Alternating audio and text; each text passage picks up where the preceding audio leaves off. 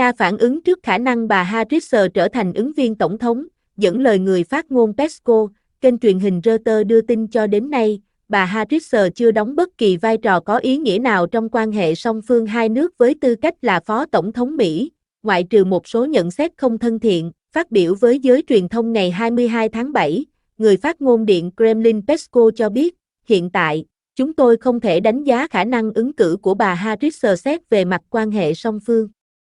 hai nước, vì bất kỳ đóng góp nào từ phía bà ấy cho đến nay vẫn chưa được chú ý. Chúng tôi chưa ghi nhận bất kỳ hành động nào khác của bà ấy, dù tích cực hay tiêu cực, liên quan đến quan hệ song phương. Ngày 21 tháng 7, Tổng thống Mỹ Joe Biden đột ngột tuyên bố ông sẽ không tái tranh cử trong cuộc bỏ phiếu ngày 5 tháng 11 tới.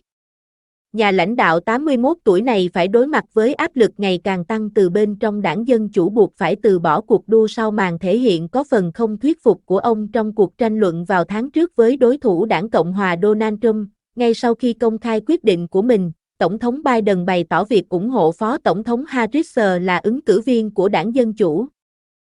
Cũng theo ông Peskov, việc Tổng thống Biden rút khỏi cuộc đua tổng thống không thể là chủ đề ưu tiên trong chương trình nghị sự của Nga do đây không phải là vấn đề nội bộ của Nga. Chúng tôi không có nhiệm vụ đánh giá các quyết định của Tổng thống Mỹ và các ứng cử viên, ông Peskov nhấn mạnh. Tuy nhiên, đại diện Điện Kremlin cũng nói rằng những diễn biến gần đây tại chính trường Mỹ sẽ khiến cử tri Mỹ bận tâm.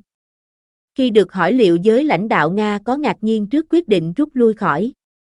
cuộc đua của Tổng thống Biden hay không? Ông Peskov trả lời, thành thật mà nói, những gì diễn ra ở Mỹ trong những năm gần đây đã dạy chúng tôi không nên ngạc nhiên trước bất cứ điều gì. Ông nói rõ Nga đang theo sát diễn biến của cuộc đua tổng thống ở Mỹ và Điện Kremlin cũng làm như vậy đối với tất cả các nước lớn khác trên thế giới. Ông Peskov nói rõ Moscow có những ưu tiên khác thay vì chờ đợi kết quả cuộc bầu cử tổng thống Mỹ, trả lời hãng tin Lai của Nga vào cuối ngày 21 tháng 7. Người phát ngôn Điện Kremlin nhấn mạnh đối với Nga, việc đạt được các mục tiêu của chiến dịch quân sự đặc biệt tại Ukraine là ưu tiên hàng đầu.